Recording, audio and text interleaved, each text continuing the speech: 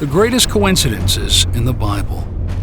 Why do I call these the greatest coincidences in the Bible? The Bible is filled with fascinating stories, some of which contain coincidences that seem too remarkable to be mere chance. Take note that what we refer to as coincidence is to be seen as providence. Number 1. Moses escapes death in Pharaoh's palace. The Exodus was Moses' time. An Exodus is the account of the greatest escape in history.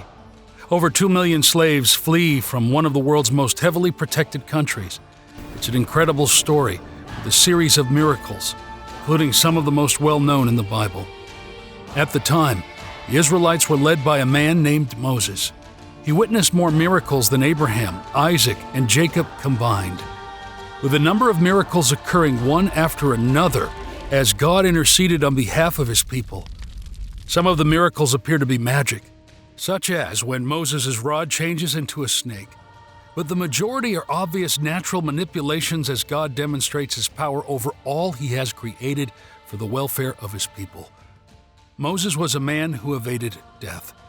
Moses was a very unique person as he experienced one of the greatest miracles in the Old Testament. As a newborn, Moses first opened his eyes to a cruel and unforgiving world. He was born in a nation of might, but he was a foreigner and oppressed during a time when all infants, such as himself, were under a royal death sentence. When Moses was born, the Israelites were experiencing a lot of difficulty in Egypt. A new king arose over Egypt and said to his people, "Behold, the people of the sons of Israel are too many and too mighty for us. They greatly outnumber us. Come, let us deal shrewdly with them, so that they will not multiply and in the event of war, join our enemies and fight against us and escape from the land." Moses' parents acted out of both natural parental instinct and faith in God. For 3 months, they hid him in some private apartment of their own house, despite the fact that doing so possibly put their own lives in danger had he been found. Midwives were ordered to put an end to the lives of all newborn male Hebrew children by the king's command. Only female children were to be allowed to live. This is where Moses' miracle happened. In order to protect her son, Moses, from death, Jochebed, Moses' mother, hid him in a basket of bulrushes and set him afloat on the Nile River. Probably, the mother of Moses was full of anxiety in the expectation of his birth now that this edict was in force. Observe the beauty of providence. Just at the time when Pharaoh's cruelty rose to this height, the deliverer was born, though he did not appear for many years after.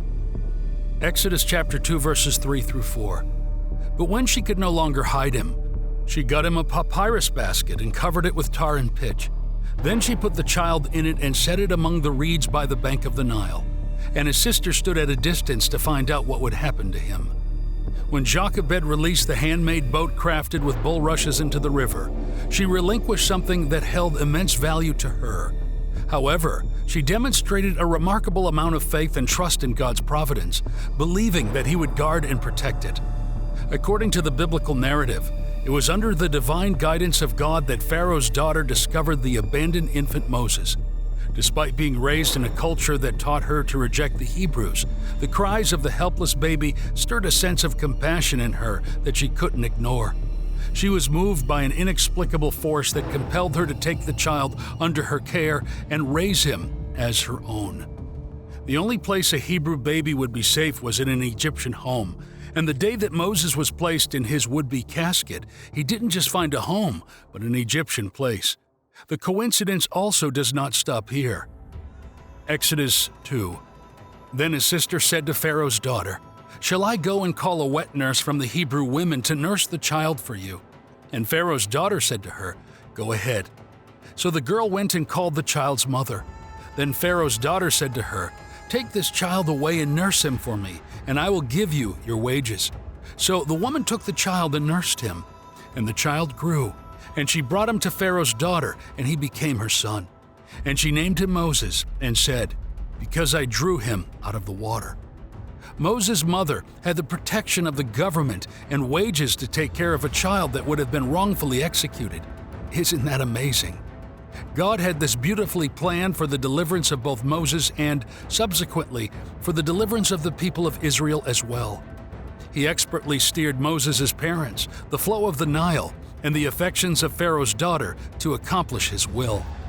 Through a combination of resourcefulness from Moses' family and Pharaoh's daughter's desire to have a child, God orchestrated a unique opportunity for Moses' mother to nurture and educate him during his formative years while also receiving compensation for her efforts.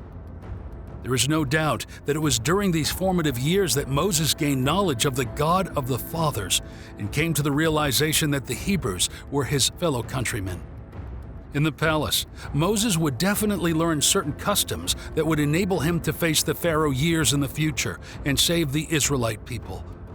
While his testimony was great, the next person on our list had a more outrageous coincidence story. Number 2. Mordecai is saved due to sleeplessness. Mordecai is first introduced in Esther chapter 2 verses 5 through 7. The book of Esther is unique for 2 reasons. It is one of only 2 books in the Bible named after women, along with Ruth, and it is one of only 2 books in the Bible that never mentions God's name directly, together with the Song of Solomon. As a result, many people have been perplexed by Esther. Though we never see the name of God, we clearly see his hands in a great coincidence. Mordecai was in exile in a region that did not respect Mordecai's people by law. His people could easily be enslaved or killed with a simple stamp by the king. Mordecai and his niece Esther went through the most nail-biting event ever. The story first starts on a very surprising note when the Queen of Persia refuses to appear before the king and was cast out. The most powerful position is then miraculously obtained by his exiled niece. No one knew that the queen was from the most oppressed clan. This itself was a miracle. You see, someone proposed that the king have a beauty pageant, with the winner becoming his wife. It was a significant issue. Esther had a year's worth of beauty treatments prior to entering the competition.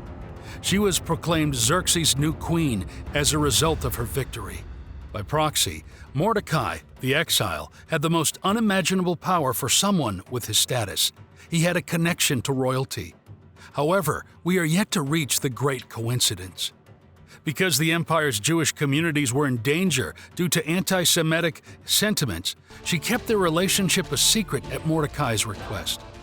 We notice the position of another man who was exalted in the court at the time as we set the scene. He was known as Haman, and he is Mordecai's antagonist.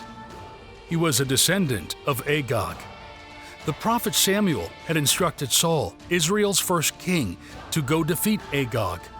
Samuel took over after Saul refused to kill Agag and hacked him to bits in front of the Lord's altar.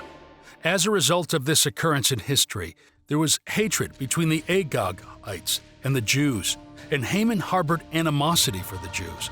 We have an intriguing situation. The Persian Empire's queen is a Jewess who, and Haman is a high-ranking courtier who despises all Jews. It became a crisis when Haman urged that everyone worship the emperor. Haman informed the king when Mordecai refused. He emphasized that the empire's Jews should be destroyed altogether. They were distinct, with their own laws, traditions, and religion. They were misfits who needed to be let go. He also offered the treasury a hefty reward if the monarch agreed to exterminate the Jews. To determine when all the Jews would be executed in secret, they literally drew lots. On the 13th day of the month, a lot was cast to determine the fate of the Jewish people. This is one of the reasons why the 13th day has long been associated with superstition. When the Jews found out what was going to happen, they fasted, wore sackcloth, and wore ashes.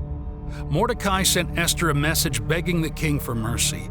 He claimed that God had brought her to the kingdom for a specific reason. She was thus in a position to assist her people. So Esther faced a real battle. Should she reveal that she was Jewish? If she did, her life would be at stake too. But she decided that if she perished, she perished. So how was she to make the request known? The queen could only see the king if she was summoned, but she knew she had to see him. So she boldly entered his presence and proposed a banquet, with Haman as the honored guest.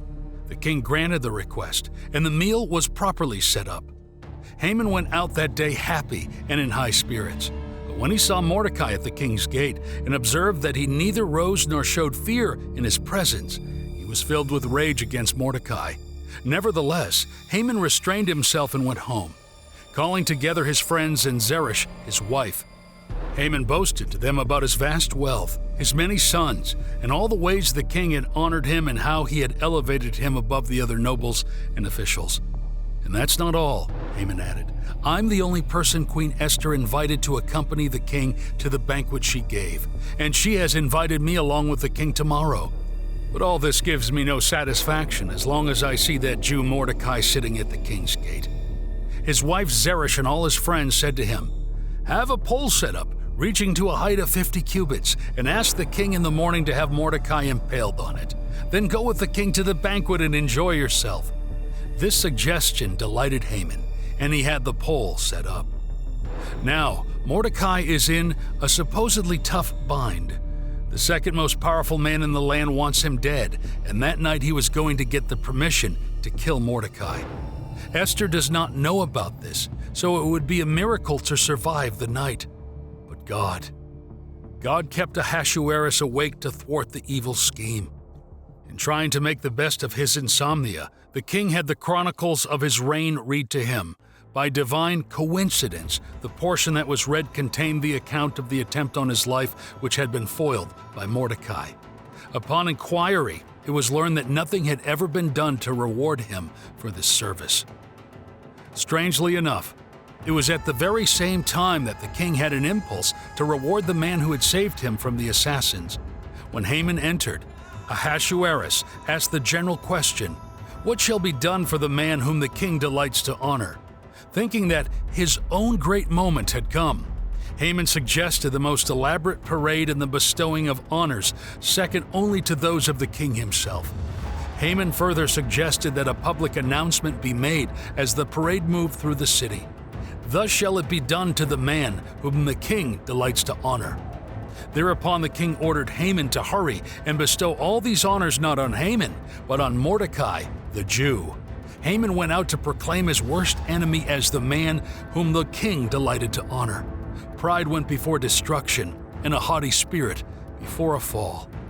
Then the king said to Haman, "Quickly, take the royal robe and the horse, as you have said, and do this for Mordecai the Jew, who is sitting at the king's gate. Leave out nothing of all that you have said."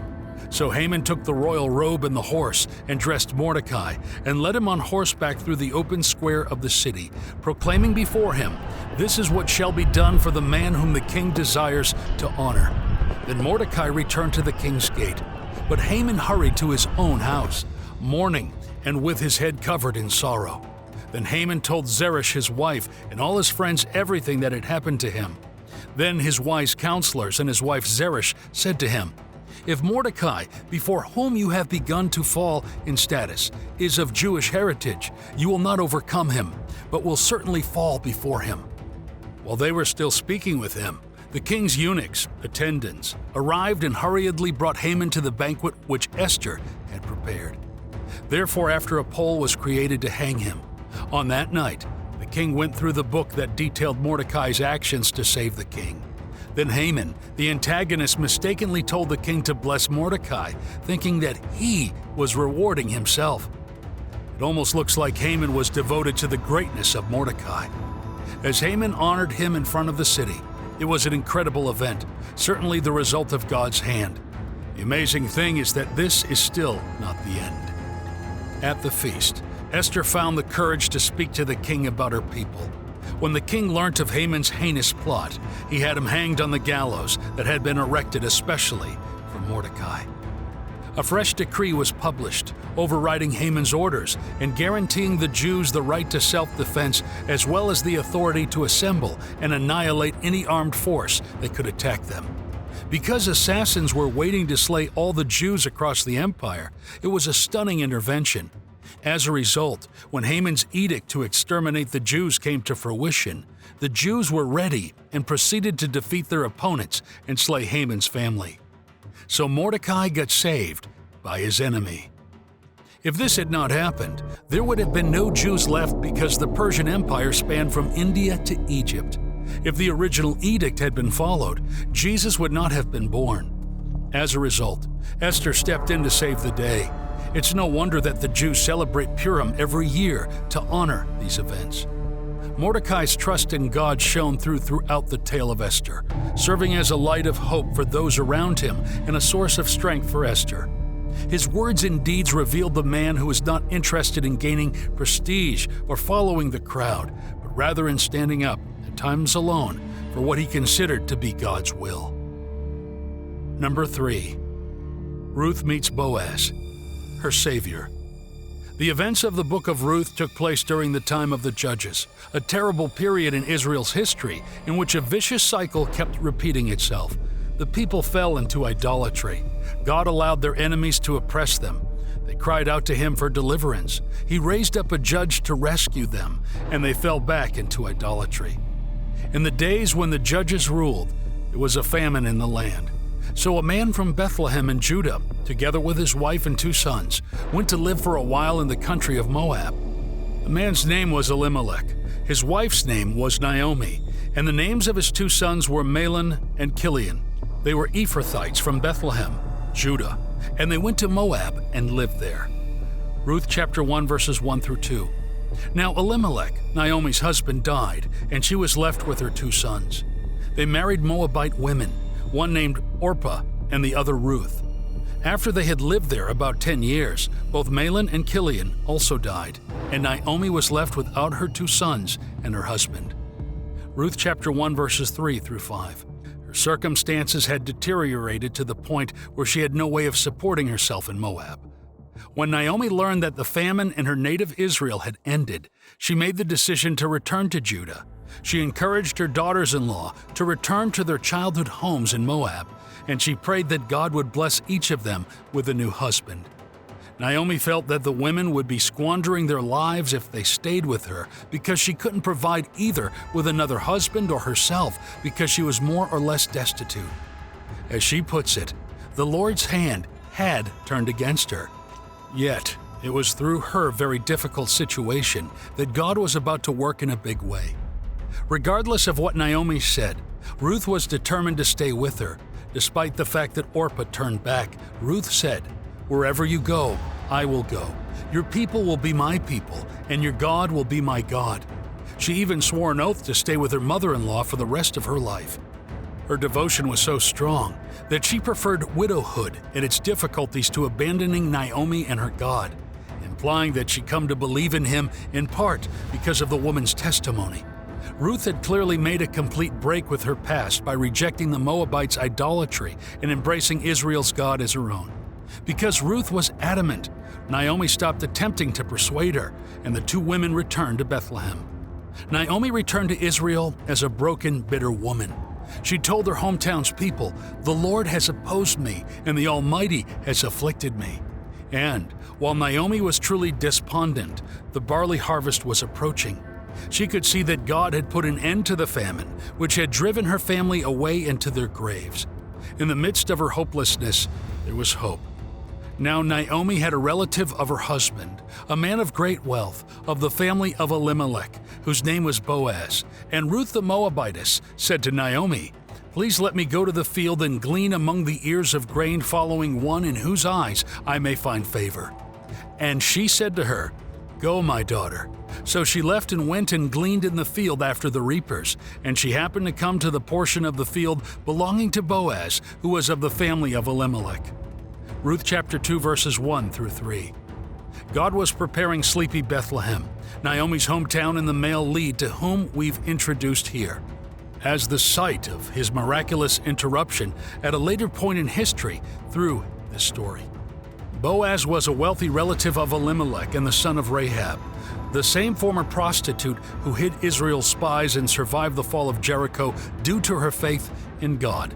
Ruth desired to serve and care for Naomi, so she requested to go into the fields and collect fallen grain. The law of Moses, as if given with Ruth and Naomi in mind, provided for the poor by commanding the Israelites to leave some grain behind at harvest time so that the poor could gather it and eat. So Ruth went behind the harvesters to gain grain, but seemingly by chance, she happened to be in Boaz's section of the field.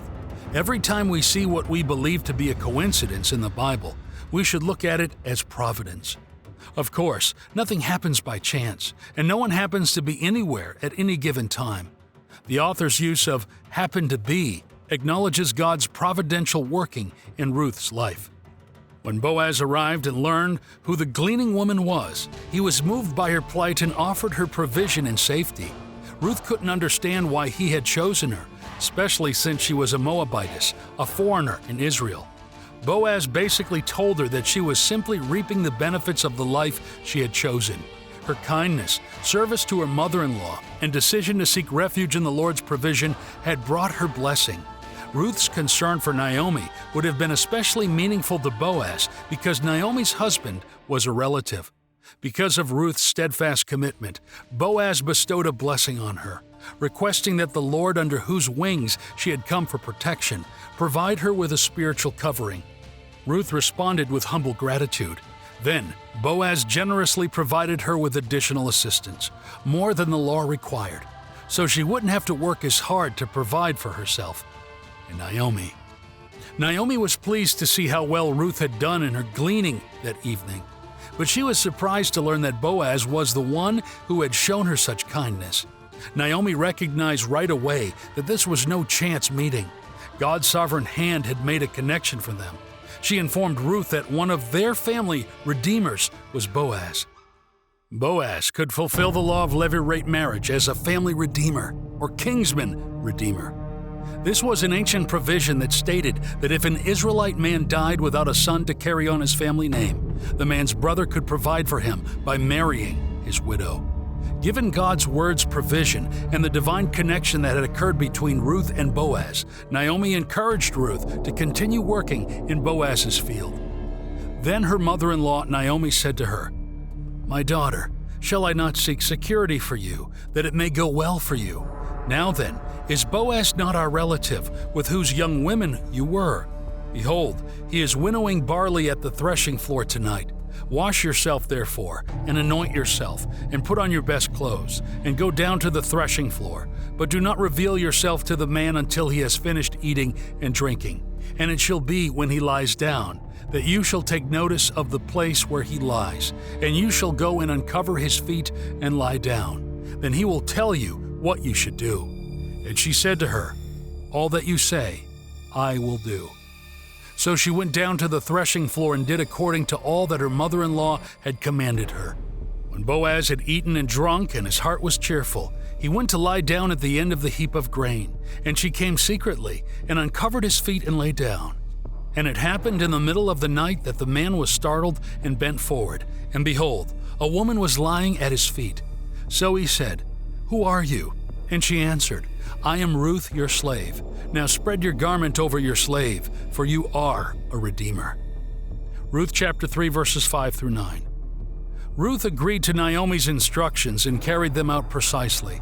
Boaz finally lay down for the night after a long day of work and a full stomach.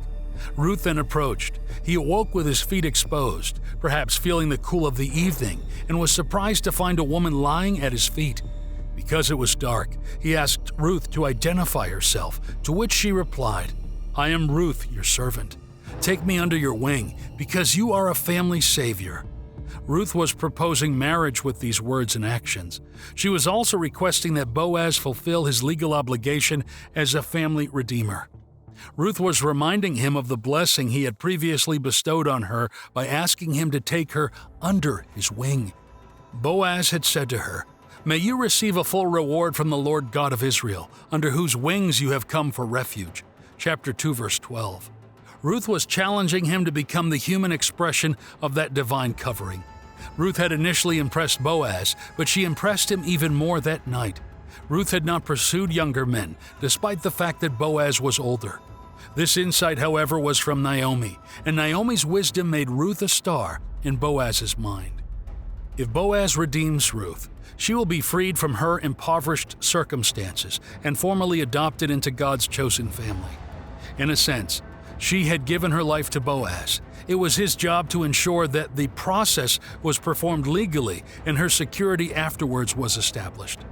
So Boaz took Ruth, and she became his wife, and he had relations with her.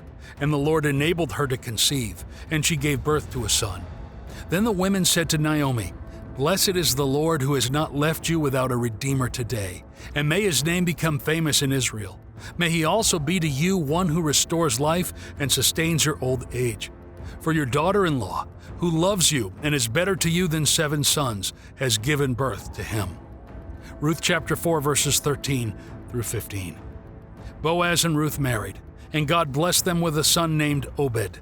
The women of the town rejoiced with Naomi and thanked the Lord for providing for this poor woman who had experienced great bitterness only a short time before. They even told Naomi that Ruth was more valuable to her than 7 sons. 7 sons would have been a supreme blessing because 7 was the biblical number of perfection or completion. Ruth, on the other hand, had proven to be an even better gift, thanks to God's grace. That's a lot of praise for this noble lady. For her faithfulness, God had blessed Ruth with a child, even as he would bless Mary many years later with the Son of God. Gentle and loving Ruth, a Moabite, cared deeply for her mother-in-law, Naomi. Ruth willingly left her comfort zone and the only world she had ever known to travel with Naomi to foreign Bethlehem.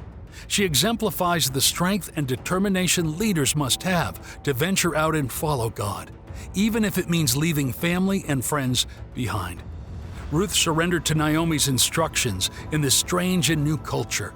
Boaz, her kinsman redeemer, eventually married her and bestowed security and protection on her. But when Ruth made the decision to follow Naomi's instructions, she had no idea how things would turn out. She simply took a leap of faith. Naomi prayed that Ruth would be known throughout Israel for her good deeds, and God is still answering that prayer today, as millions turn to the book of Ruth for memorable lessons on love and faithfulness. Ruth, the foreigner, found a permanent place in the lineage of our Savior Jesus Christ as the great-grandmother of King David. The Bible speaks about providence. The concept of providence, which is God's sovereignty over people, places, and events, is a recurring theme in the Bible. The story of Joseph is a perfect example of how God's providence works.